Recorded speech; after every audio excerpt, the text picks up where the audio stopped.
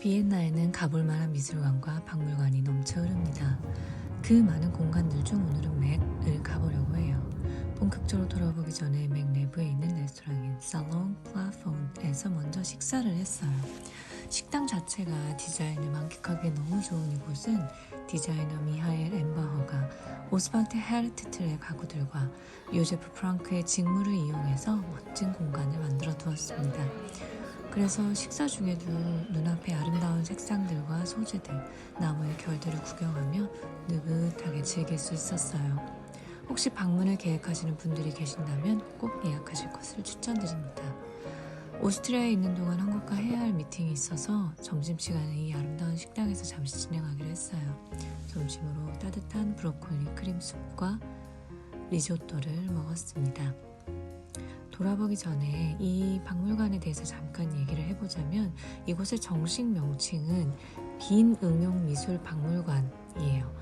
여기는 산업, 공예, 디자인, 건축 등 생활 속 예술을 다루는 빈에서 융성한 미술들이 어떤 방식으로 사람들의 삶에 들어가게 됐는지 볼 수 있는 곳이죠. 가장 재미있는 기억을 남긴 곳은 아시아관이었습니다.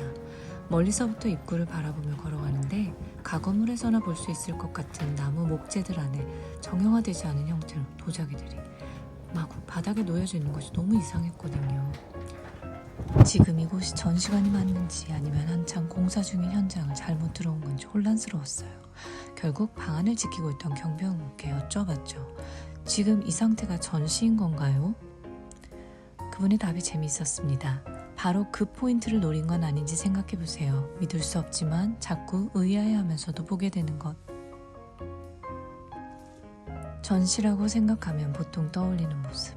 그러니까 한 점 한 점이 바닥에서 떨어진 높은 위치에 엄격하고 정갈하게 컴퓨터로 프린팅된 설명과 함께하는 미술관과 박물관의 모습 역시도 제 머릿속 편견의 한 조각에 불과했나라는 생각을 하며 돌아 나왔습니다. 이런 기존의 관습을 깨는 시도를 하나의 예술로 받아들여주는 곳이 바로 이 응용미술관의 존재 이유라는 것도 첫 전시관을 돌아보며 이해할 수 있었어요. 그 후로부터는 이 박물관 안의 모든 시간이 한결 더 즐거워졌습니다.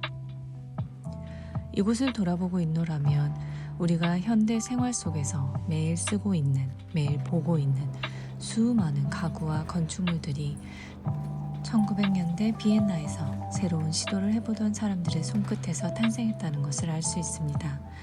그때의 가구나 인테리어 디자인들이 지금도 어디선가 계속 재생산되고 있는 중이니까요. 근원을 모르는 채 곁에 가까이 두고 있던 어떤 것들의 처음 그 시작을 알게 되는 기쁨.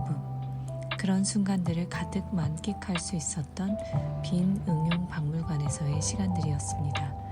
비엔나에 오신다면 이 멋진 공간을 놓치지 않으시기를 바라요.